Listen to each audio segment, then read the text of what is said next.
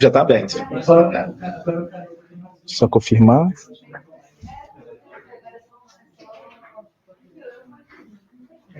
Oi, Thaís, está escutando a gente? Tô sim. Vocês me ouvem? Sim, sim.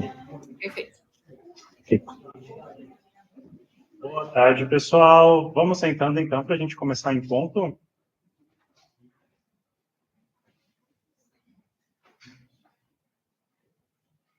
Então, boa tarde para todo mundo. Então, a gente tem hoje a defesa do Matheus. Quero agradecer a presença do Ney, que aceitou revisar o trabalho. A da Thaís, a avaliadora que não está aqui presente. Obrigado, Thaís, também por ter aceitado. Agradecer já ao Rodrigo, também, que deu um apoio bem significativo no desenvolvimento do trabalho do Matheus. O Matheus agora tem 30 minutos para explicar, apresentar o trabalho dele.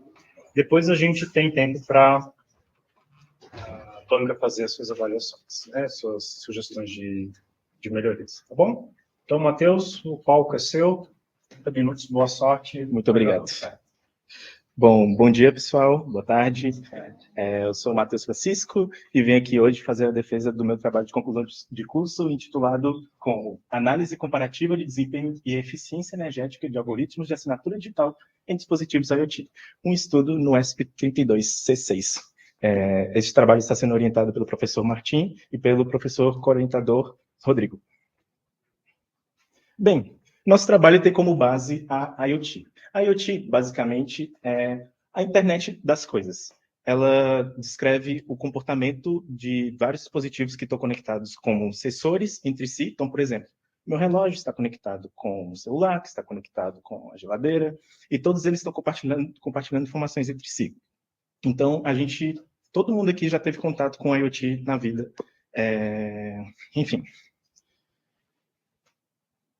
Diversos dispositivos estão crescendo cada vez mais. Desde 2020, já tivemos 11 bilhões de dispositivos interconectados entre si. Eles possuem abrangência mundial e hoje, em 2025, já temos cerca de 21 bilhões de dispositivos, com a projeção de chegar até 2035 em 55 bilhões de dispositivos. Então, assim, a internet das coisas é algo que está crescendo cada vez mais, de forma exponencial, e cada dia mais também é importante a gente pensar na segurança desses dispositivos, porque com a quantidade de informação, com a quantidade de dispositivos que estão sendo conectados entre si, a gente precisa de garantir a autenticidade da informação, que é basicamente garantir que eu estou enviando uma mensagem e ela está sendo enviada por mim, garantir a integridade dos dados que estão sendo enviados, que é garantir que eu estou enviando um dado A e esse dado A vai chegar até seu destino final, e garantir o não repúdio desses dados, que é garantir que o dado A que eu estou enviando é o dado A que está sendo recebido pela pessoa que vai receber este dado. E a solução para isso que temos atualmente é a assinatura digital. Aqui é uma breve figura que exemplifica como é o funcionamento da assinatura digital. Temos três funções principais, que é a geração de chave, a geração de assinatura e a verificação dessa assinatura. O funcionamento dela assim, teoricamente, é bem simples, recebe a geração de chave, recebe uma função, um gerador de números aleatórios. Temos, atualmente, no nosso trabalho, vai ser estudado o RSA, o SDSA e o RDDSA, que são três curvas diferentes, e essa função devolve para a gente uma chave pública e uma chave privada. A chave privada, então, e uma mensagem vão chegar no gerador de assinatura, que vai pegar e passar por esse hash e gerar a assinatura. Logo em seguida, para a gente verificar se essa assinatura foi verdadeira ou falsa, a gente recebe nossa chave pública, nossa mensagem, nossa assinatura, e a gente acaba verificando novamente, com base nas nossas curvas, nos nossos algoritmos, e com base também no hash que a gente recebeu. E vamos receber se for verdadeiro ou falso. E entramos, então, na nossa problemática. Com esses algoritmos, eles são bastante robustos. Como que a gente consegue implementar eles em dispositivos tão pequenos que é do IoT? Por exemplo, sensores, nossos relógios, nossas pulseiras inteligentes, ou até então, não sei, um rastreador que está conectado na coleira de um cachorro, ou um chip que está no meio da Amazônia. A gente tem que garantir que esses chips que têm poder computacional muito baixo consigam fazer esse tipo de operação.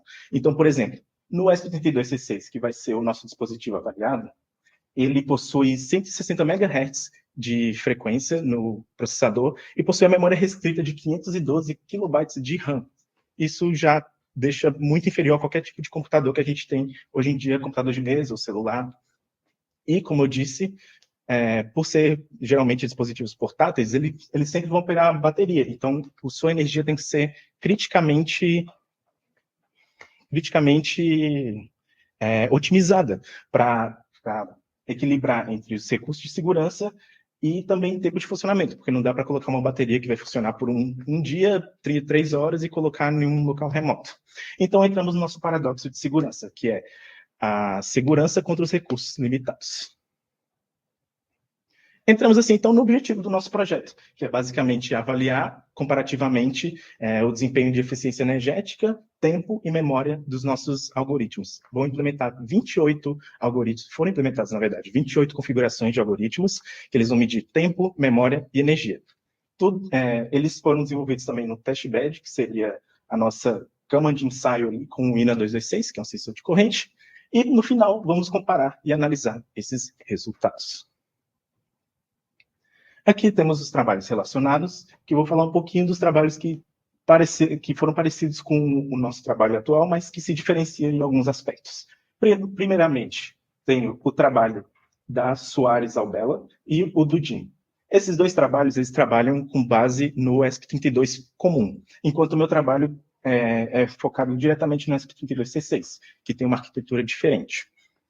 O foco deles é basicamente em medir algoritmos de RSA e SCC, enquanto o do Jim é apenas aceleração de hardware, e o meu é entre as bibliotecas e os algoritmos.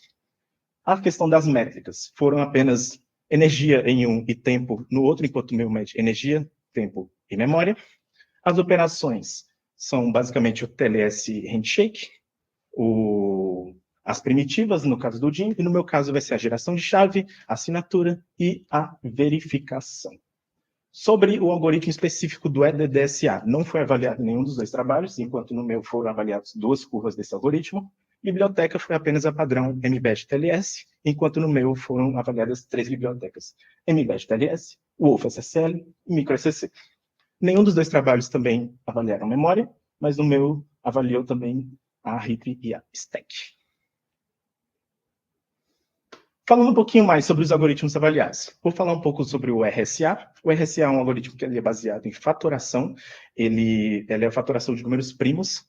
A chave dele é de 2048 e de 4.996 bits. Ele é um algoritmo muito tradicional, muito robusto, só que ele também é computacionalmente muito intensivo. Como ele é também um pouco antigo, então com o tempo foi avançando e foi criado o SDSA, que já é baseado em curva elíptica, já tem chaves menores de 256 e 521 bits. Ele é muito mais eficiente do que o RSA e ele é amplamente adotado em dispositivos de hardware. E temos a evolução do SDSA, que seria o EDDSA, que é uma variante mais moderna, ele possui chave de 448 bits, ele é otimizado mais para o desempenho e também é mais seguro do que o SDSA. Temos também as funções hash que vão comprimir as nossas chaves. Então, temos a hash 256 e a 512. As bibliotecas avaliadas. Temos a biblioteca padrão que a Expressif utiliza, que é a MBED-TLS. A MBED-TLS tem uma bifurcação exclusiva dentro ali da Expressif, que eles trabalham em colaboração. Então, muitas das funções, muito do aceleramento criptográfico, está tudo conectado diretamente com a MBED-TLS. A WolfSSL, por outro lado, ela não é oficial da Expressif, mas ela tem suporte completo com o ESP-Def.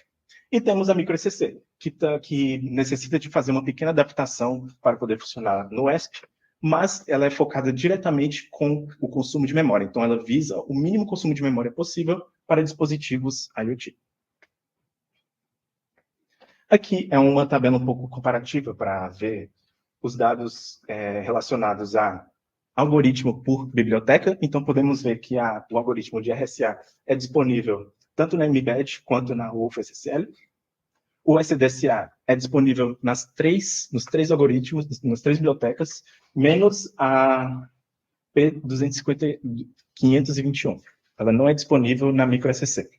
A SDSA também é disponível nas duas bibliotecas, menos na microSCC, e a EDDSA é disponível apenas na UFSSL. Então, podemos ver que cada biblioteca possui suas vantagens. No caso, a UFSSL é a mais completa de todas, que possui compatibilidade para todos os algoritmos. A microSCC tem apenas uma compatibilidade, e a mbed TLS tem de todas, menos da EDDSA.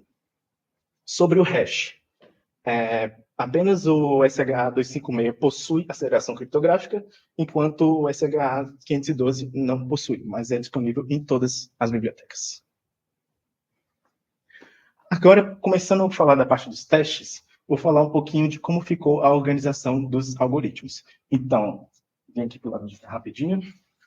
A biblioteca mbed TLS tem 4 algoritmos de RSA, 8 algoritmos de SDSA, e no total 12 algoritmos. A UFSSL possui 2 algoritmos de RSA, porque durante os nossos testes tivemos que remover o 4096 por conta de não ser compatível, né, de não conseguir rodar ali no ESP32C6, apesar de ser compatível, para fazer diversos testes acabou travando, então a gente preferiu remover. Possuindo, então, 2 algoritmos de RSA, 8 de SDSA, assim como o mbed TLS, e 4 de EDDSA, totalizando 14, enquanto a microSCC tivemos apenas 2 variações, totalizando 2. E, no geral, foram 28 algoritmos analisados. Para começar nossos testes, a gente começou com a primeira fase, que seria o perfil de memória. O que esse perfil de memória faz? É como se fosse a inicialização do projeto. Então, ele se inicializa fazendo um setup total, que seria, se fosse no mundo real, seria apenas uma vez que aconteceria esse setup. Então, eu inicializo todas as funções e pego toda a memória que está sendo executada e salvo no log.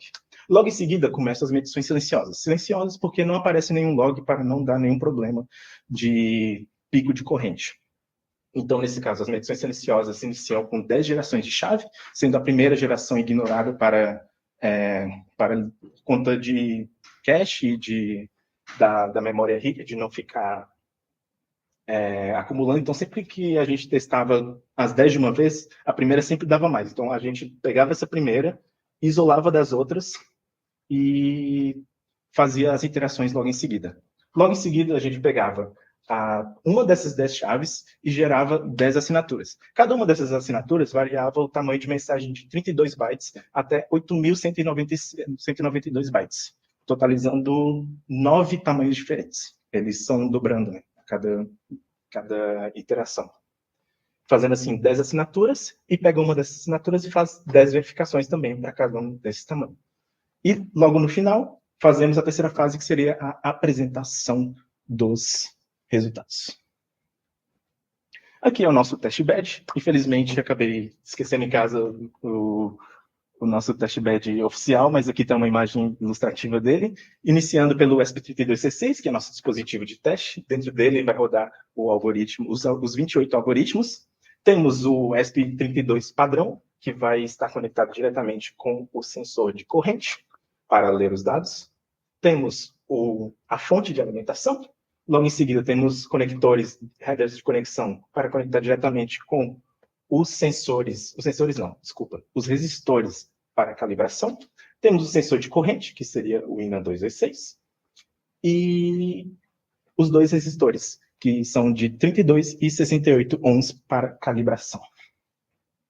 Aqui falando um pouquinho melhor do INA226, ele tem uma resolução de 1,2 mA, tem uma frequência de 100 Hz, então a cada 10 milissegundos ele vai mostrar dados para mim no output. Ele tem uma precisão de 0,1%, o que é muito bom, e tem seu shunt de 0,1 ohm. Falando agora dos resultados. Vamos começar falando sobre o tempo de geração de chaves. Como podemos ver, a RSA, como nós falamos anteriormente, foi a que mais gastou tempo para realizar a sua geração. Só para deixar claro, isso é para a geração de uma única chave. Aqui nossa escala ela é logarítmica, então assim, podemos ver a diferença de quase 99% entre o RSA e o EDDSA. O RSA possuindo 43 mil milissegundos para gerar uma única chave, enquanto o EDDSA leva apenas 32 milissegundos. Uma coisa que a gente pode notar também nos dados é o RSA entre as duas bibliotecas, da Mbed e da wolfSSL, que, apesar de serem o mesmo algoritmo, por ser implementado em bibliotecas diferentes, podemos ver que o wolfSSL possui 38 mil milissegundos para gerar uma única chave, enquanto o RSA da Mbed TLS leva apenas 4 mil milissegundos. Isso decorre da aceleração criptográfica e da implementação direta, como o Mbed tem uma relação direta com a Expressif, eles têm uma otimização interna muito melhor para algoritmos como RSA. Para o EDDSA para o SDSA, na verdade, das demais curvas, podemos ver que o BP 512, BP 256 e o P551, 521, desculpa, possuem também tempos bastante elevados, mas ainda assim não demonstram algo muito relevante para o nossa análise. Porque os tempos são muito próximos, principalmente relacionados aqui ao SDSA, e nós podemos entender que ainda assim é uma aplicação mista. Enquanto a microSCC mostra 98 milissegundos, e dito isso, ela é basicamente a única que não possui nenhum tipo de acelerador criptográfico. Então, mesmo sem aceleração criptográfica, já consegue ser muito melhor do que as demais. Dos demais algoritmos. Agora, falando do tempo de assinar uma mensagem. Notamos o mesmo padrão, então a RSA de 4096 continua sendo a líder de maneira negativa, né? Continua sendo a que mais demanda tempo para ser executada. A SDSA continua, a da P521 e da BP512, continuam bastante elevados. Podemos notar novamente que a EDDSA continua com o menor tempo possível, de 15 milissegundos, e a microSCC manteve ali na sua mesma posição, consumindo 83 milissegundos. Lembrando que não possui aceleração de hardware. Agora, as coisas mudam um pouco na parte da verificação. Na verificação, o RSA 4096 e os demais RSAs ficam muito mais rápidos por conta do seu expoente na hora de fazer a verificação, enquanto o SDSA assume a liderança, a liderança negativa, no caso, com maior tempo, enquanto o RSA 2048 atinge sua velocidade mais rápida, ficando até acima do EDD. Então, isso demonstra novamente que a implementação entre as bibliotecas varia bastante, principalmente em questão de gerar chave, assinatura e verificação. Podemos ver que ainda a microSCC se manteve estável na sua posição ali no meio. E podemos ver, né, que no início o RSA da wolfSSL estava com muito tempo demorando para gerar chave, mas para fazer a verificação foi a mais rápida. Aqui falando um pouco do perfil de corrente e potência, podemos ver aqui, desculpa se estiver muito pequeno, mas podemos identificar, principalmente na microSCC, foi uma das que mais variou a corrente, conjunto com a EDDSA da Wolf, principalmente com todas as EDDSAs da Wolf, a EDDSA da microSCC e a SDSA da Mbed, foram os que mais variaram. Enquanto a RSA, deixa eu só achar aqui, a RSA aqui foi uma das que mais consumiu, mas se manteve um pouco mais estável no seu range. A mesma coisa vale para a potência. A potência fica bastante parecida por conta da própria fórmula da potência, que seria PV ao quadrado. Então, a corrente se manteve totalmente proporcional, mas os valores aqui, no caso, aumentaram, chegando de 80 miliwatts até 140 miliwatts. Aqui no caso da corrente, chegou de 22 miliamperes até 40 miliamperes, mantendo assim um padrão dentro, na verdade, né, tipo, como o mínimo foi 22 miliamperes, esse foi a corrente base que o ESP estava rodando quando não tinha nenhum algoritmo sendo executado. Agora, relacionado à geração de chaves. Novamente, o RSA 4096 foi o que mais gastou energia. Ele gastou cerca de 1,4 miliwatts-hora, enquanto o EDDSA gastou cerca de 0,00894 miliwatts-hora. Foi também mantendo a mesma proporção relacionada à geração de chaves. Um dos que mais gastou energia, novamente, foi o RSA da UFSSL, enquanto o RSA da MBED TLS gastou cerca de 0,1,2, né? 0,12 miliwatts-hora. Então, se manteve aquele padrão que a gente estava vendo da geração de chave de tempo. Então, a gente pode perceber que, realmente, o tempo de execução ele influencia muito mais do que a corrente em si, porque podemos ver que algumas correntes que foram maiores, por exemplo, a da LDSA, a do SDSA, foram correntes que assumiram valores muito mais altos do que as da RSA, mas ainda assim apareceram aqui embaixo na questão de energia gasta no total. Agora, a questão de assinar uma mensagem, novamente, RSA manteve no topo. Dessa vez, as curvas SDSA Brain Pool assumiram ali a vice-liderança novamente de forma negativa e estão sendo assim os piores questão de energia. Novamente, o EDDSA foi um dos que menos consumiu energia e isso diz bastante também sobre o tempo, né? Sobre o tempo de execução. Por ter sido bastante rápido, seu pico de corrente não afetou a energia geral gasta. E agora, para a verificação das chaves, novamente, como havíamos visto na questão do tempo, a que mais gastou foram as da CDSA BP da MBED TLS e, novamente, a EDDSA foram uma das mais econômicas, energeticamente falando. Aqui a gente consegue ver sobre o consumo geral que aconteceu nos nossos testes. Aqui ele chega até 120 miliwatts-hora, miliwatts na verdade, 120 miliwatts, que é a SDSA. Só confirmar aqui a biblioteca, ficou a resolução um pouco ruim, da MBED TLS. Então, tem as coisas aqui, desculpa. Então, a MBED TLS foi o que mais gastou energia, enquanto a UFSSL, que foi o EDDSA, foi o que menos gastou em todo o teste. Agora, falando um pouco sobre a memória.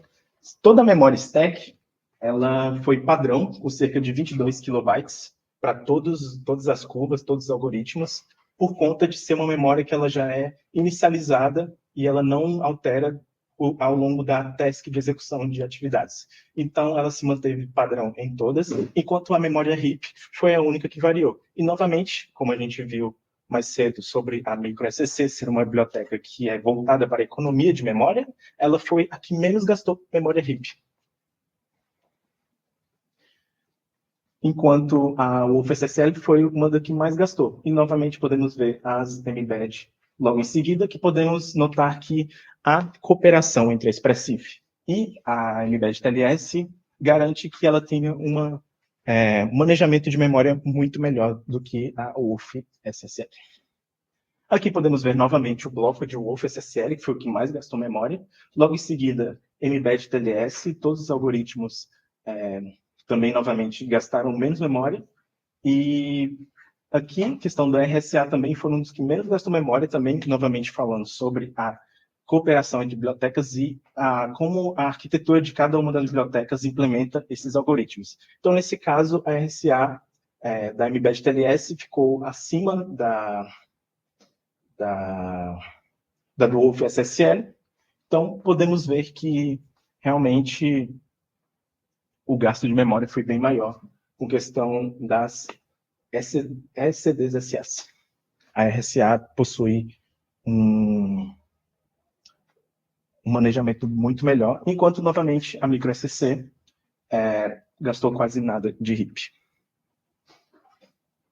Aqui vamos ver na parte da verificação. Novamente, a MicroSCC lidera gastando nada, absolutamente nada, tipo, literalmente zero de RIP, ela se manteve, enquanto a UFSSL da SDSA continua gastando mais memória, enquanto a Mbed vem logo em seguida mais otimizada. Aqui podemos ver, então, apesar de eu ter falado bastante, muitos dados, aqui tem uma tabela comparativa que a gente pode notar como ficou a distribuição de cada biblioteca. Então, o footprint de memória RAM ficou entre 24 e 26 kilobytes para a Mbed, ficou entre 2 e 22 kilobytes para o UFSSL, e a microSCC ficou inferior a 2 kilobytes, provando assim que a biblioteca microSCC realmente é voltada para o menor gasto de memória possível. A UFSSL se equilibra bastante com a Mbed TLS, mas ainda a implementação de alguns algoritmos varia bastante, tornando muito mais eficiente. Sobre eficiência energética, a questão do RSA ficou moderado na Mbed TLS. A UFSSL, como nós vimos, a EDDSA foi uma das melhores que tivemos em questão energética. E na MicroSCC, como é apenas um algoritmo, ele foi também excelente na SDSA. Sobre o tempo de execução, a do RSA foi bastante rápido comparado com as demais bibliotecas. A EDDSA foi também bastante rápido e foi moderado em questão do SDSA. Sobre os algoritmos, aqui é só recapitulando novamente que a Mbed TLS a gente viu apenas 2 tipos de algoritmos, enquanto a UF vimos 3 tipos, e na MicroSCC vimos apenas um tipo. A integração com a SPDF, nativa para a Mbed TLS, suportada pelo UFSSL, e a gente teve que fazer algumas alterações manuais para suportar a MicroSCC.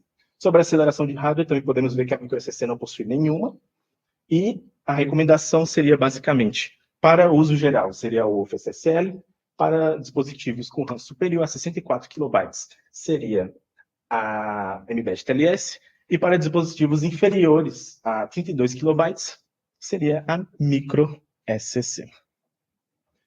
Para trabalhos futuros, temos que avaliar algoritmos pós-quânticos, que basicamente são algoritmos que são fortalecidos para prever a brecha de segurança que os computadores quânticos podem afetar na criptografia atual. Temos também análise de desempenho em cenários mais realistas, então com o Wi-Fi ligado, com a transmissão de dados, talvez com o Bluetooth também transmitindo, ou entre mais dispositivos. Temos também que ver a comparação entre outros tipos de ESP, entre o ESP32C6 e o ESP tradicional, por exemplo, pois eles têm arquiteturas diferentes. Temos que ver também o aprimoramento de hardware de medição de corrente, porque temos perímetros hoje em dia que chegam na casa ali dos $400, então com certeza eles vão ser melhores do que sensores de correntes que temos aqui e vão trazer para a gente, por exemplo, picos um pouco mais elevados ou então uma constância melhor na corrente. E a investigação de técnicas de otimização, que como podemos ver, quanto mais rápido for o algoritmo, melhor sua execução, menos energia ele irá gastar. Muito obrigado, pessoal. Essa é a minha pesquisa e, enfim, agradeço a todos por estarem aqui.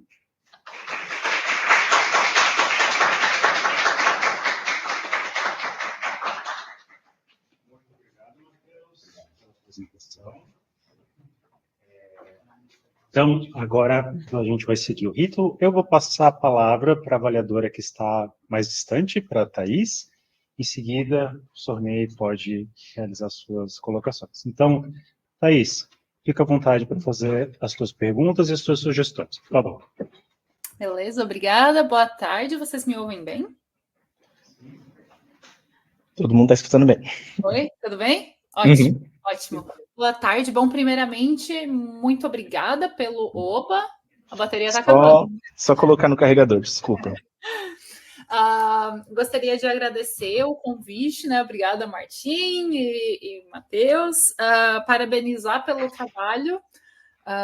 Eu achei um trabalho muito bem feito, muito interessante, né? Não é o tipo de coisa que eu costumo trabalhar. A gente aqui costuma ver mais a parte de tempo e de consumo de memória, mas tem essa parte de consumo energético também. É muito interessante. Martim, vocês ainda me ouvem? Sim, mas é que o computador deliberou, mas tu pode ir falando que estamos ouvindo pelo Posso continuar? Tá, perfeito. Então, eu achei muito legal, eu achei que você teve bastante resultados, eu lembro de ter conversado com o Martim no início do TCC, né, a gente estava em dúvida do que fazer, né, então eu fico muito feliz de ver todos os resultados que você conseguiu extrair, né, com a sua pesquisa, Matheus, parabéns. Muito obrigado.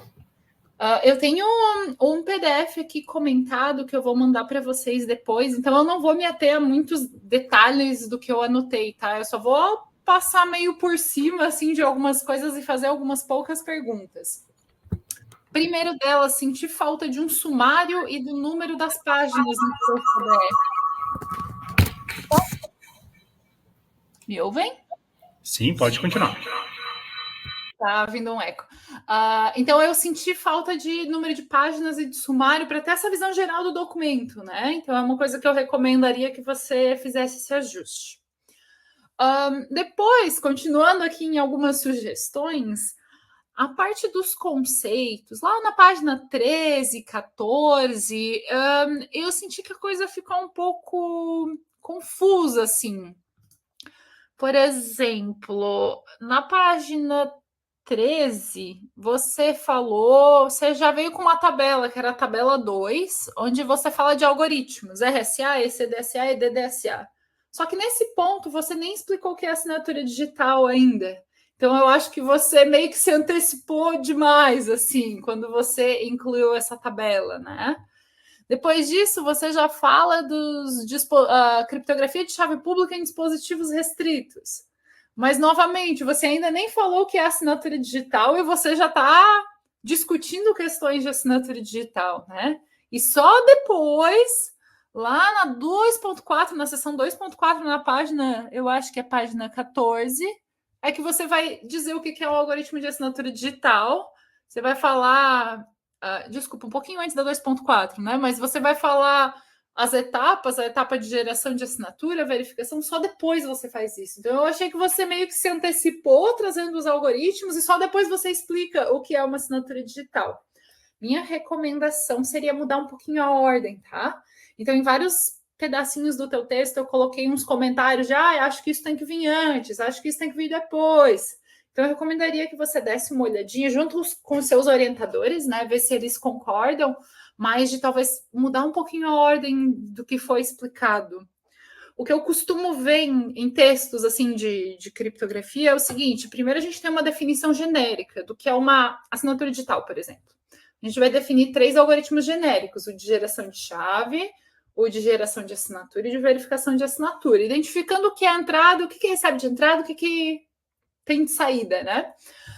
Só depois a gente vai dizer, olha, dentre os algoritmos de assinatura digital tem RSA, ECDSA, EDDSA, tem algoritmos pós-quânticos, tem toda essa história, né? Só depois.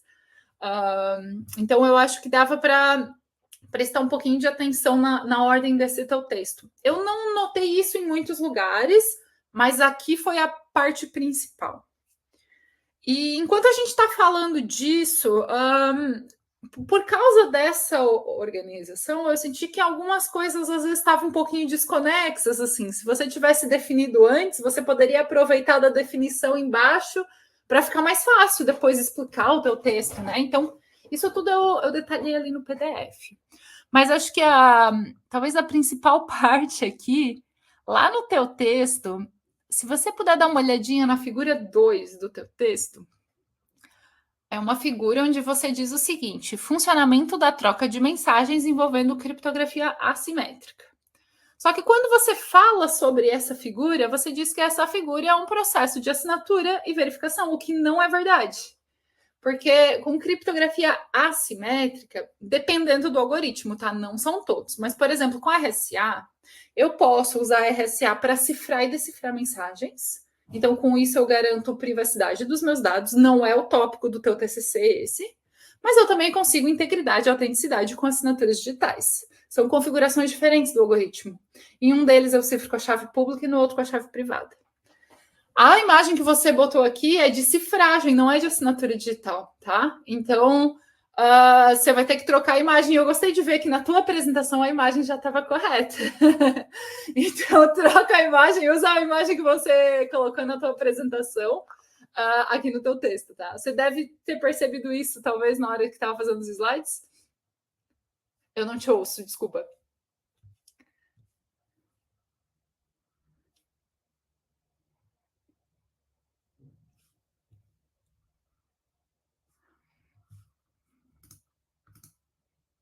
O microfone tá ligado, né? Tranquilo, tranquilo. Bom, para ir adiantando, eu vou continuar aqui com a discussão, né? Uma outra coisa que eu também... Opa, agora eu ouvi. Agora sim. Eu ia comentar que sim, eu vi ontem junto com o Martim, a gente resolveu trocar essa imagem. Perfeito, ótimo, que bom. Então isso já está resolvido. Uma outra coisa que eu achei que estava num lugar não tão convencional foi a tua metodologia, que você botou lá no capítulo 4. Então, você fez toda a fundamentação teórica, você fez toda a revisão da literatura, você fez um monte de coisa antes de contar como você ia fazer. Eu achei que ela está muito na frente no teu texto. Normalmente, mas talvez isso seja um estilo de escrita, tá? Discuta aí com seus orientadores para ver se faz sentido, mas normalmente a metodologia ela já vem lá na introdução. Às vezes a gente faz uma introdução mais gordinha, assim, com mais texto, e já bota a metodologia lá, ou logo depois da introdução. O que eu senti é que você fez tudo e depois você disse como ia fazer, mas você já tinha feito, se a gente for olhar a ordem do teu texto, né? Então eu tive a impressão de que ela veio um pouquinho tarde demais. Entendi. Esse formato de texto que eu acabei adotando foi de um artigo, na verdade, uma disciplina de artigo científico que eu havia feito ali em 2023, e aí ela vinha com, primeiro, os trabalhos relacionados e depois a metodologia, explicando como eu fiz para fazer a pesquisa. Mas eu entendo que realmente pode ser ou um estilo de escrita, mas que eu, honestamente, eu acho que seja mais provável, mas, assim, podemos alterar isso sim também no nosso documento. Assim, é só porque eu achei que isso fez com que algumas coisas estivessem meio repetitivas, assim, no teu texto, né? Porque quando você vai falar sobre revisão da literatura, se eu não me engano, você contou lá em cima como você fez, depois você conta de novo na metodologia, algumas coisas parece que ficaram meio repetitivas. Tudo bem você contar depois, né, a sua metodologia, a partir daqui, como que eu vou reproduzir meu trabalho, como que eu vou fazer, né? Mas algumas partes do texto ficaram um pouquinho repetitivas. Você até vai ver que eu comentei isso em algumas tabelas também, tá? Parece que algumas tabelas você botou uma informação e na próxima aquela informação repete, daí tem outras. Então, essas questões eu coloquei anotadinho também no PDF, mas não é nada demais, tá? É mais questão de estilo de escrita mesmo. Agora eu tenho uma perguntinha. Lá na página 30, que você fala, né, que você gera 10 chaves, aí você pega uma das chaves, você gera 10 assinaturas e 10 verificações, certo?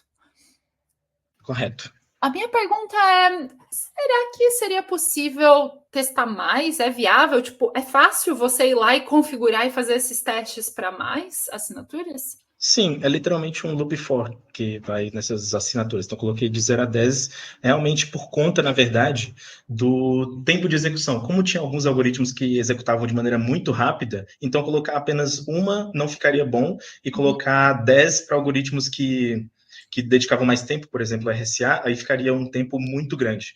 Então, a gente escolheu um meio termo ali de colocar apenas 10. Tá, entendo. Eu pergunto isso porque o Martim comentou que vocês tinham interesse de escrever um artigo, né? E um artigo que a gente fez recentemente para a SBSEG, a gente tinha colocado 10 e eles reclamaram. Eles pediram para a gente fazer 100, pelo menos.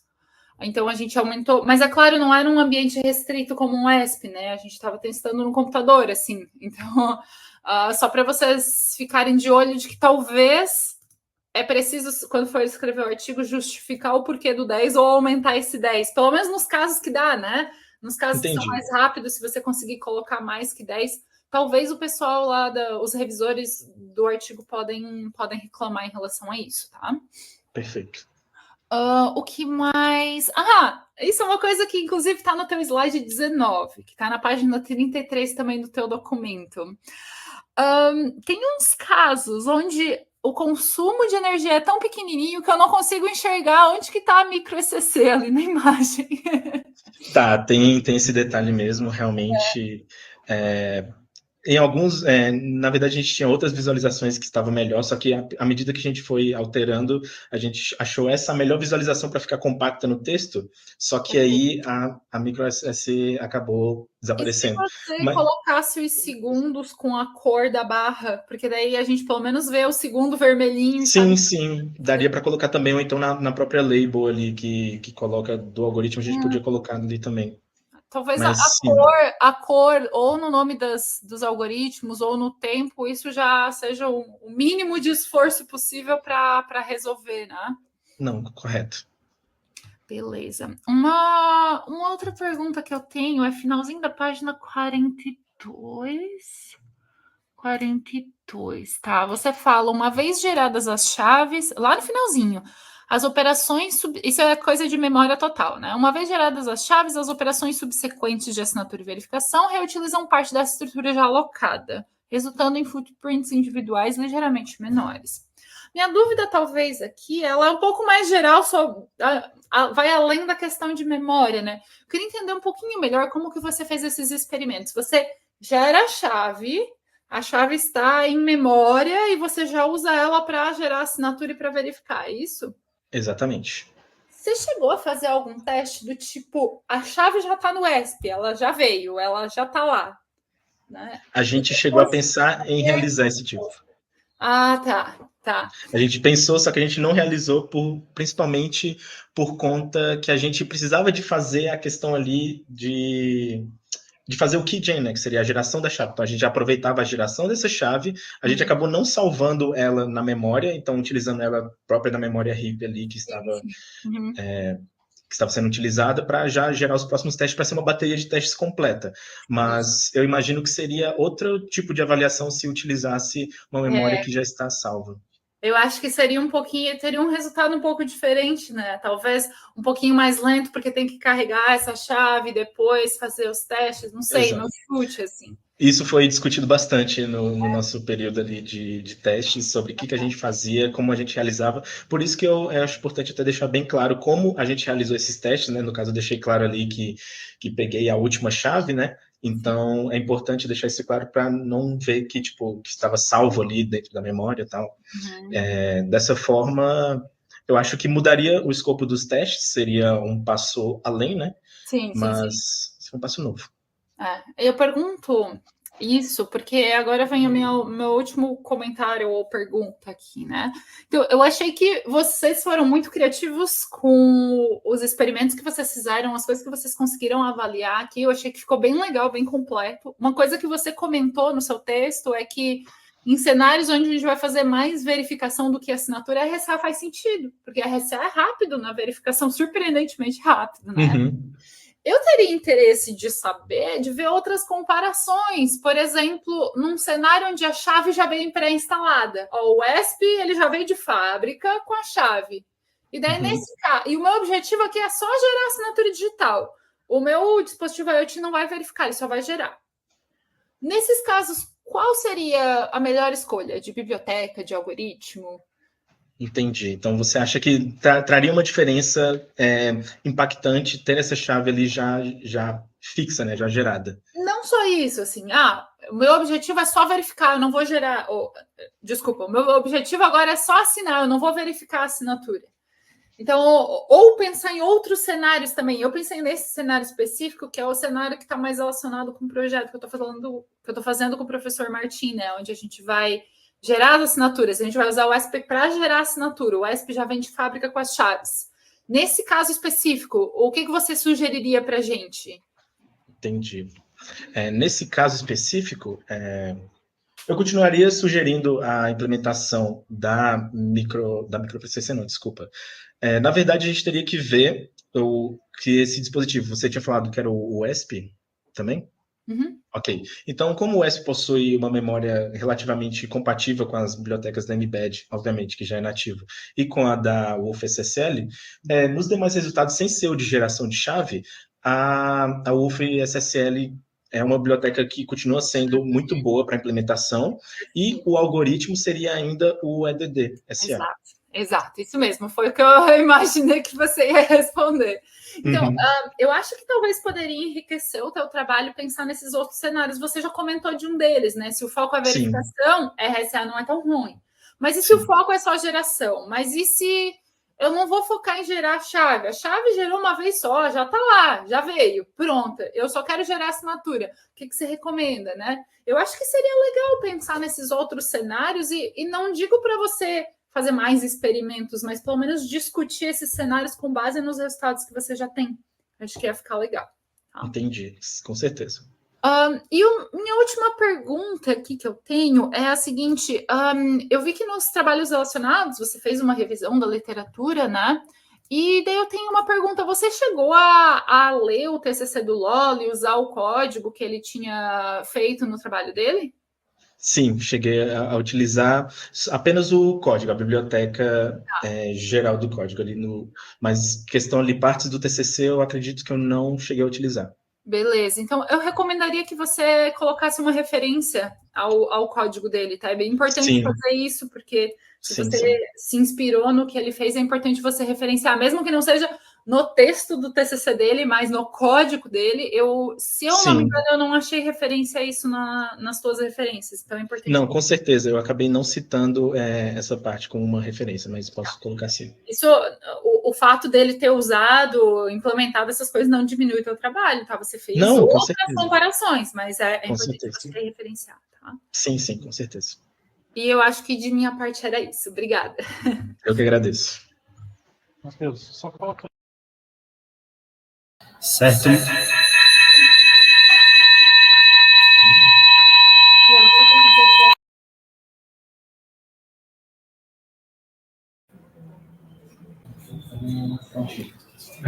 Ok. Thaís, muito obrigado pelas colocações. Eu só quero fazer uma intervenção que levava, acho que 5 horas para rodar todos os testes, né? 3 horas. 3 horas. Foi por isso que a gente deixou em 10. Né? A ideia era colocar mais iterações, mas a gente acabou colocando apenas 10 pelo esse limite de tempo.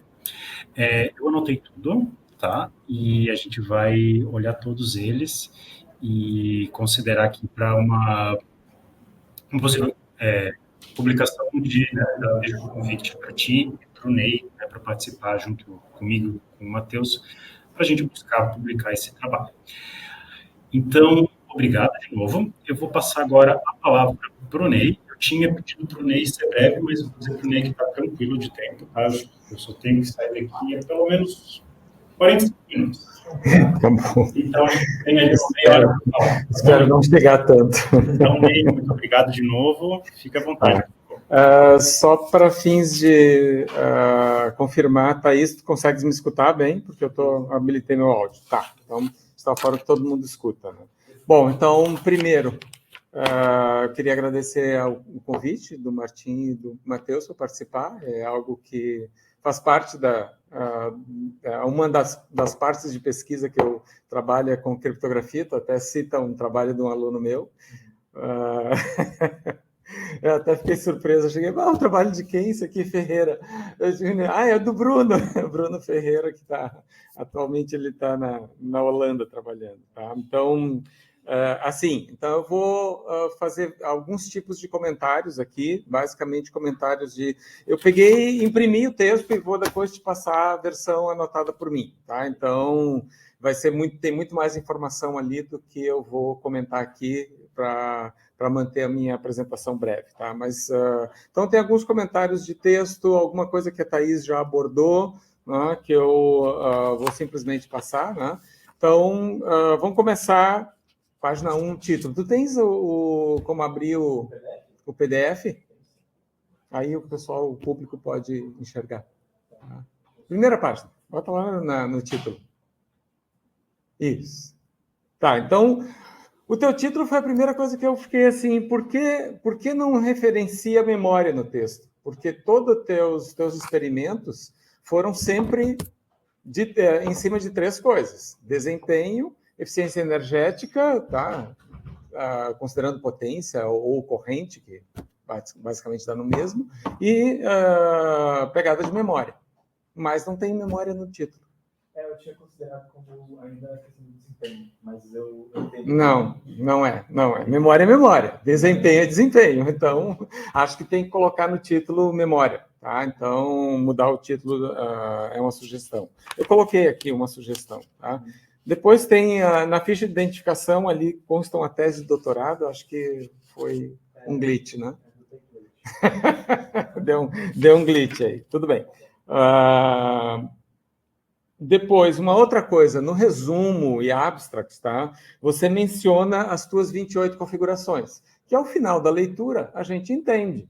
Mas quando você diz que combinou três algoritmos e 3 bibliotecas, 3 ao quadrado dá 9, e não 28. Aí eu fiquei, de onde vem isso? Então tá. Algum comentário no resumo e no abstract tem que haver sobre como você atinge as 28 configurações. Não precisa ser nada sério, mas só para não ficar dúvida no leitor de, olha, 3 algoritmos vezes 3 bibliotecas dá 9 combinações. Claro que tem outros, tem que mencionar que existem outros parâmetros, como tu explicas muito bem no texto sobre isso, tá? Então, sobre abstract e títulos está ok. Na introdução, uma das coisas da questão de texto, assim, a questão de prática com texto. Normalmente, quando você define alguma coisa que você vai usar muito no teu texto, você deve se ater a uma única terminologia, tá? Então, por exemplo, chega lá e fala que a internet das coisas é um paradigma tecnológico. Mais pela frente, você diz que a IoT é uma tecnologia. Não, tem que tentar se ater a usar sempre a mesma forma para a mesma, quando se refere à mesma estrutura. Então, em vários pontos do texto, eu coloquei sugestões, né? Não, por que isso aqui é um paradigma ou uma tecnologia? Aí você vai lá e decide usar uma coisa só. Deixa o texto mais enxuto, deixa o texto mais preciso. E um texto técnico, como um TCC, ele tem que ser preciso, totalmente preciso, não deixar margem à dúvida. Tá? Requirements, do inglês, se traduz normalmente por exigências, necessidades, demandas, requisitos, é uma coisa um pouco diferente na língua portuguesa. Tá? Botei também observações, são detalhes. Tá? Tua introdução tá bem boa. Tá?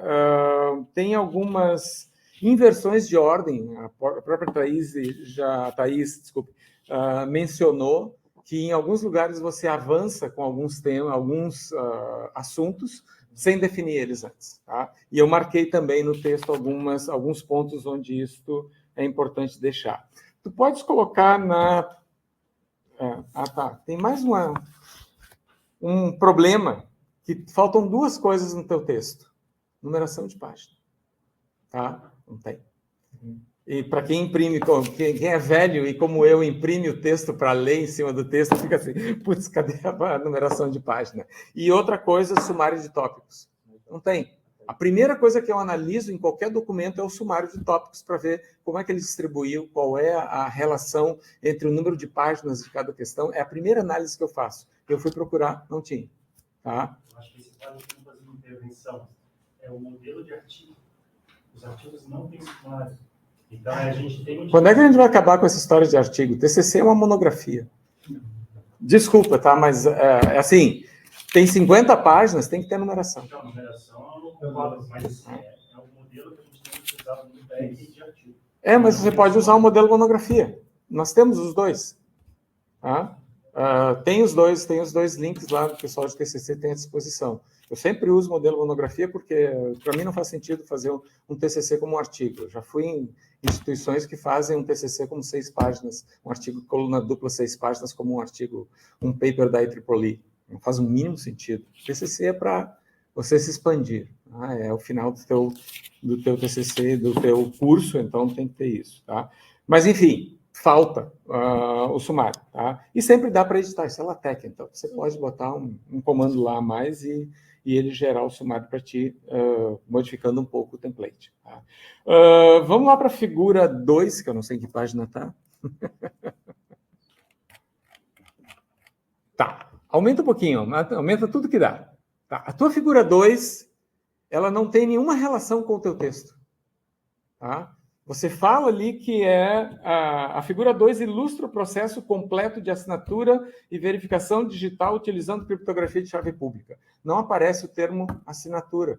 Não aparece a geração do hash. Essa figura não tem nada a ver com o texto que está mencionando ela. Tu consegue enxergar isso? Sim, sim. Tá? Então, não tem. Logo, essa figura tem que ser trocada. Tá?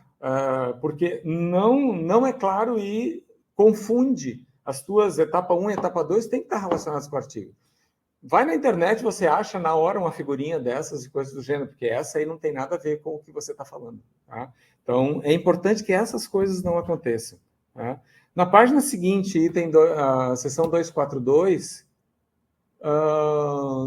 está faltando referências ali? Ali, 2 pares de interrogações. Sim. Está faltando 2 referências, ou é a mesma que está faltando? Está desconfigurado. Está desconfigurado. Então, tem que botar isso aqui para o final. Tá? Então, que mais? A tua vai para a seção 2.5. Tá? Então, acho que a Thaís já falou sobre isso. Né? A seção 2.5, você define o que é o nível de segurança, aqueles bits de segurança, mas isso já está referenciado 2 ou 3 páginas antes sobre o nível de segurança, sem explicar o que é. Então, aquela seção 2.5 eu disse aqui, ó, tem que estar antes da seção 2.4.1, que é onde você começa a falar de nível de segurança. Então, está no lugar errado. Tá? Eu não achei referências para a tabela 3 e para a tabela 2. É 3? 3 e 4. A tabela 3 e a tabela 4 não são citadas no texto. Tá? Não aparece. Eu procurei no PDF, não achei referência à tabela 3 e à tabela 4. Então, outras pequenas falhas aqui. Tá? Isso dito, tá? Eu fiquei fortemente impressionado com a tua revisão sistemática. Ela foi excelente, assim, bastante ampla, e você pegou muito bem o histórico das coisas todas. Então, isso é o contraponto de todas as críticas que eu estou fazendo, te enchendo o saco para mudar isso aqui da versão final. O resultado final daquilo que tu fizeste em termos de revisão bibliográfica e discutir o estado da arte, eu achei que ficaram excelentes. Uma excelente introdução para o que vem depois, que é a estrutura dos seus dados. Tá? Então, os trabalhos relacionados estão tão bons e compactos, digamos assim. A tabelinha de comparativa está boa. A metodologia, a Thaís mencionou que normalmente seria puxado para o início. Eu estou feliz com o lugar onde ela está. Para mim, não afetou. Assim, a questão, às vezes, é uma questão de gosto. Né? Mais algumas coisas. Então, vamos ver.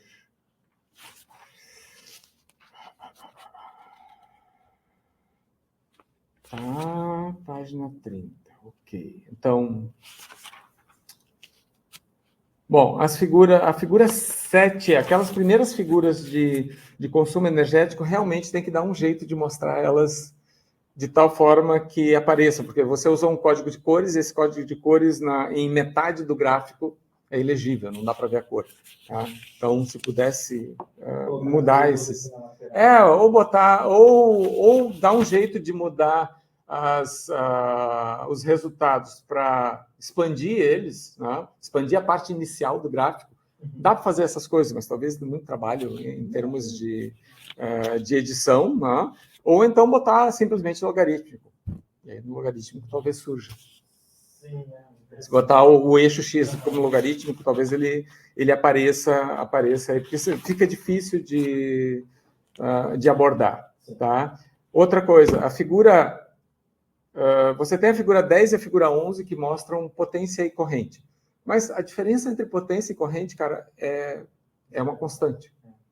Como a tensão é a mesma, é uma constante. Então, ou bota um gráfico ou bota o outro. Sim. Normalmente, eu vou te dizer, nessa área a gente trabalha com potência. Tá? Então, corrente é só o método que foi usado para para achar a potência. Depois você multiplica pela tensão de alimentação e deu. Né? Então, para isso que você tem um sensor lá. Então, eu acho dispensável ter as duas figuras, tá? Bota a de potência e uma frase lá falando sobre a corrente, eventualmente. Não precisa ter duas sessões separadas para mostrar a mesma informação de uma multiplicada pela outra. Energia já é diferente. A energia já tem a questão de tempo. Uma das coisas que tu falas na seção 516 é que você diz que os resultados revelam um padrão aparentemente contraintuitivo. Não é contraintuitivo. Tá? Não é. Tá? Por quê? Porque a energia ela depende da potência instantânea integrada ao longo do tempo. Então, se você integra ao longo do tempo e o teu período de integração é enorme, obviamente vai dar outros valores. Então, para mim, é óbvio. Sim, tá? Então, dizer que é contraintuitivo não é. Não é, porque você tem um algoritmo que vai rodar muito mais lentamente, tá? Então, ele vai gerar energia ao longo de todo esse tempo da execução. Então, não é contraintuitivo. Tá? Minha posição de engenheiro elétrico era o que é esperado se o algoritmo roda muito mais lentamente. Tá? Até porque você tem fuga, e fuga, a corrente de fuga, ao ser integrada, você está considerando a corrente de fuga a mais, e a corrente de fuga ela nunca muda. Então, se você fica um tempão lá, a corrente de fuga é um patamar a partir do qual você está partindo, e se você faz isso, a corrente de fuga durante muito mais tempo, teoricamente a tua potência a tua energia vai realmente aumentar muito mais. Tá? Então, eu questiono essa questão de contraintuitivo. Tá. Os teus gráficos estão bem convincentes, bem razoáveis, bem estruturados, com exceção aqueles primeiros. Tá? A seção 541 falas de RSA versus ECC barra EDSA. Ora, os dois são ECC, né? Os dois são baseados em curvas elípticas, tanto o EDSA como o ECDSA. Então, talvez colocar simplesmente o título aí dos dois algoritmos em si. Ou então diz RSA versus ECC, e aí está implícito que os dois algoritmos EDSA e ECDSA são baseados em curvas elípticas. Tá? Que mais?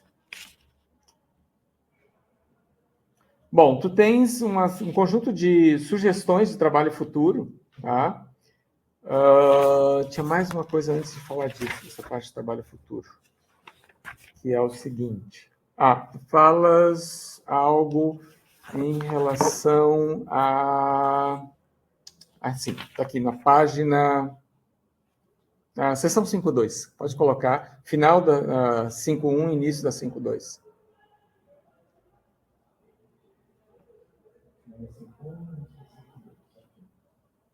Antes, esse último parágrafo antes da 5.2. Tá? Aí você diz o seguinte: para dispositivos alimentados por bateria, essa conclusão reforça que a escolha de algoritmos computacionalmente eficientes, como o EDDSA, pode proporcionar ganhos de autonomia muito superiores aos obtidos por técnicas tradicionais de economia de energia, como redução de frequência de operação ou modos de baixo consumo. Concordo com a redução da frequência de operação, mas quando a gente fala de modos de baixo consumo, tem que tomar um cuidado. Por quê? Porque ao trabalhar com chips operando em baixo consumo, você está trabalhando reduzindo a tensão. Tá? O que acontece quando eu reduzo a tensão? A redução de consumo é quadrática. Então, não é uma relação linear, como no caso da potência. Multiplica a tensão pela corrente, você baixa linearmente e a potência vai cair linearmente. Não. Quando você baixa a tensão de alimentação, a relação passa a ser quadrática. E aí o ganho pode ser muito mais alto. Eu sei porque a gente trabalha com a parte de circuitos que operam abaixo do limiar do threshold do transistor, da tensão de limiar do transistor. Quando você trabalha abaixo dessa tensão de limiar, a tua potência cai assim loucamente. Né? Mas, de novo, você vai ficar muito mais lento o teu circuito, né? O teu clock vai ter que baixar loucamente, ou então você vai ter que partir para circuitos assíncronos. Então, toma cuidado, eu não sei se aplica na tua afirmativa a verdade sobre o modo de baixo consumo. Porque o modo de baixo consumo ele vai te dar um overshoot na queda de energia, devido à relação quadrática entre a tensão de alimentação e a energia, a potência que você vai produzir. Tá? Então, a relação é quadrática. Tá? Então, é só esse cuidado para tomar para confirmar se faz sentido falar isso ou não. Tá? Bom, por último, já estou quase terminando, espero que há tempo. Tu tens um conjunto de sugestões de trabalho futuro e uma coisa que talvez fosse interessante considerar como trabalho de futuro é o consumo baseline do teu sistema. Ou seja, sem criptografia, tá? Sem verificação nenhuma, né? E sem criptografia de jeito nenhum. Por quê? Porque em algumas aplicações a criptografia vai trazer um custo que pode ser muito alto. Você examinou ao longo de dispositivos com capacidade de memória e desempenho reduzido, né? Mas pode ser que você tenha uma aplicação que, olha só, seria bom se eu tivesse criptografia aqui para tornar mais seguro, mas meu ambiente não é realmente crítico em termos de segurança ou em termos de autenticidade, sei lá o quê. Não vai dar problema. Então, o que eu vou ganhar se eu não usar nada de criptografia nem de assinatura digital? Então, isso é um baseline em cima do qual você pode depois raciocinar, dizendo assim, olha, eu tenho XYZ algoritmos que possuem essas sobrecargas, né, esses overheads, né, em cima de um baseline. Sim. E aqui a gente não sabe qual é o baseline, porque todos os seus experimentos foram em cima assumindo que eu preciso de criptografia. E se eu puder abrir mão da criptografia? É só uma questão sobre isso.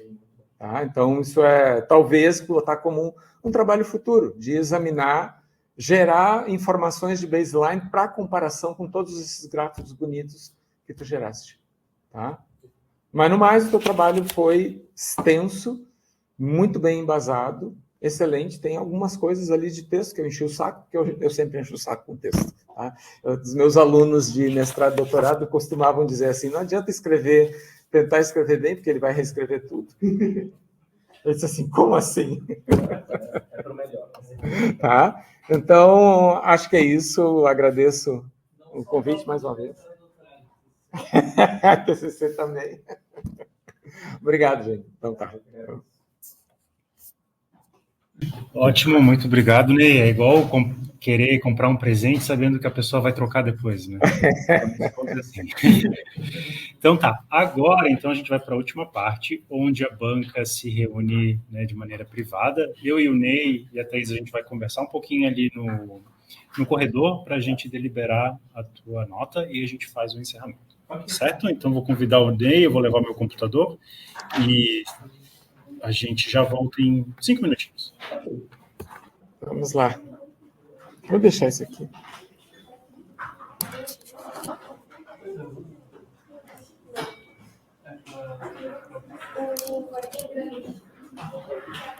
Vamos lá.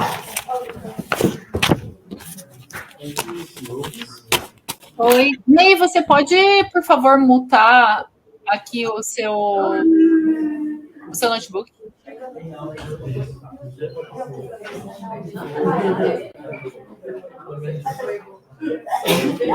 Ai, que isso! Eu achei que a gente ia ser.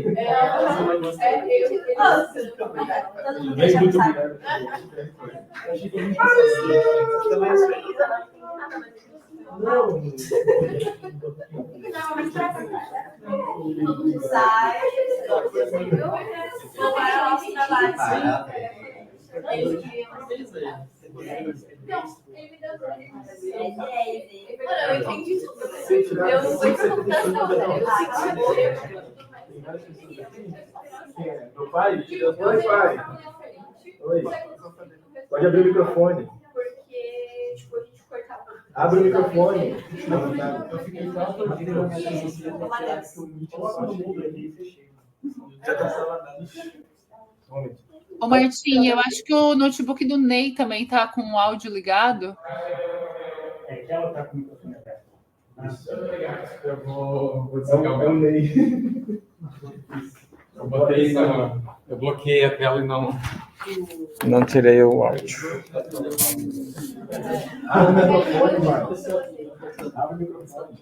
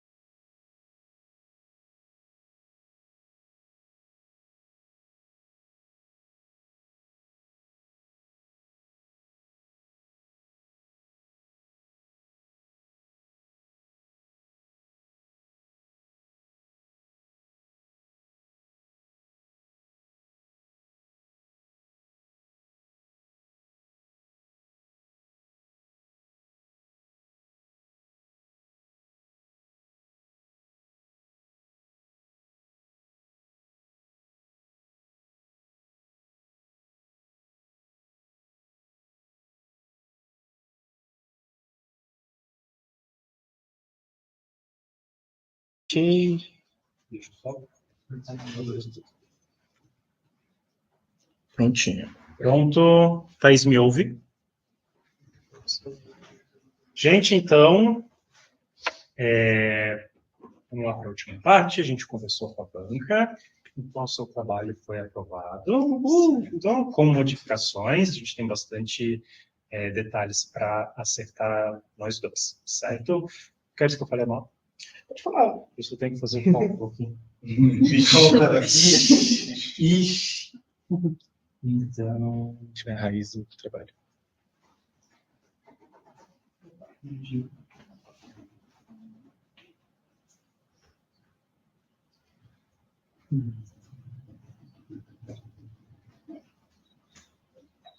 sua nota ficou 9,5. Uhul! Eu só quero finalizar, eu gosto de fazer sempre umas últimas palavras, eu aprendi isso com o meu orientador de doutorado. Essa nota é nossa, né, porque as falhas, né, também foram eu que não vi. A gente fez um trabalho correndo, né, com todos os teus compromissos com o banco, então eu acho que, pelo esforço, assim, eu acho que foi 10, sem sombra de dúvidas. O Matheus já vem ao longo, a gente já vem há alguns semestres fazendo esse trabalho. Desde 2003. Então, com as suas dificuldades, né, Matheus, que todo mundo tem, às vezes consegue avançar mais, às vezes precisa parar um pouquinho, mas eu estou bastante feliz com o trabalho, assim, pelo esforço, né, que tu colocou nele. Lembro que eu sempre falava para ti, mas não vamos fazer algo novo. Mas eu acho que com todo o esforço que a gente teve, não tinha espaço mesmo para ainda propor algo novo, além de avaliar o que já existia. Foi super tranquilo essa avaliação, o Matheus estava, essa orientação, o Matheus estava sempre presente, né? Não faltou, acho que, quando eu cancelava, né? Praticamente não teve ninguém que é para mim, um exemplo para os outros alunos quando vão trabalhar com de TCC, estar lá comprometido, que acho que é importante. Foi muito tranquilo, o Matheus é uma pessoa, né, tantos amigos aqui, dá para ver que é uma pessoa muito querida, então não foi diferente no nosso trabalho. Agora a gente só precisa corrigir, né, eu estou convidado a gente continuar trabalhando para ter essa publicação, acho que é importante tanto para ti, mais ainda para nós. Então, de novo, parabéns, Matheus, e eu te desejo muito sucesso e propostas de emprego. Muito obrigado. Não pense pequeno. Muito obrigado.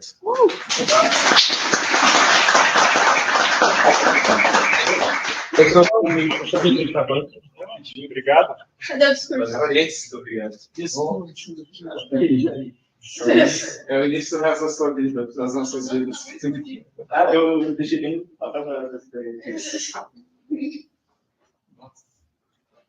Trouxe duas lembrancinhas, uma pro Ney e outra pro Martins. Depois em Floripa eu te levo um Thaís. Mas aqui a princípio. Muito obrigado. Eu não sei se você não acha mas de qualquer forma, você vai sempre lembrar de mim por causa desse vinho. Então, se quiser dar uma olhadinha ali, tá? Matheus. É isso. Mesmo se não beber, se deixar assim na estante, vai lembrar quando me orientou. Matheus, se quiser utilizar os últimos minutos, fazer um agradecimento aos pais, porque é sempre uma construção em família, né? É verdade. O percurso de um filho até a universidade. E até o fim dela. É verdade. Então, fica à vontade, se quiser falar. Eu agradeço a todos os meus amigões que estão aqui hoje. Eu acho que todo mundo fez muita parte da minha vida e sabe de muita coisa que eu passei para estar aqui hoje. Então, muito obrigado a todo mundo por estar aqui. Minha família também sempre me apoiou. E, cara, acho que é isso, né? Mais uma etapa vencida. Ainda não estou 100% formado, ainda tenho os trabalhinhos ali para entregar. Mas, no geral, agradeço a todo mundo. Muito obrigado.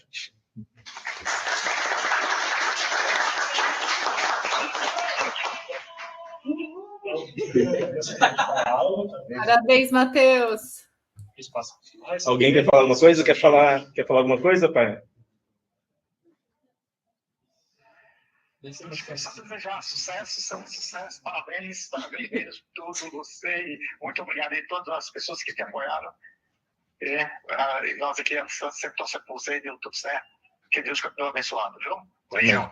Obrigado, amém. Matheus Francisco apenas. Apenas.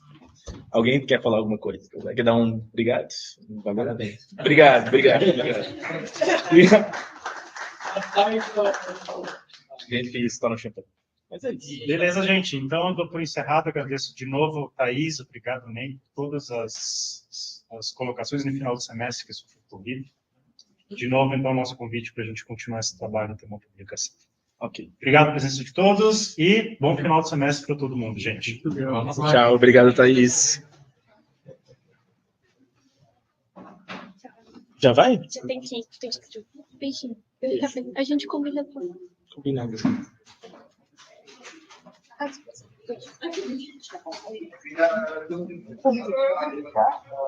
Entendeu alguma coisa? Eu tentei. Tentou? Bom. Já vai? Você tem aula? Tem um dentista daqui a pouco. Thaís vai explicar. Eu Você fez a prova? Eu estou, cara. Eu já fiz. Vou tirar uma foto assim. Dia 15 de janeiro. Matheus, tu consegue hoje?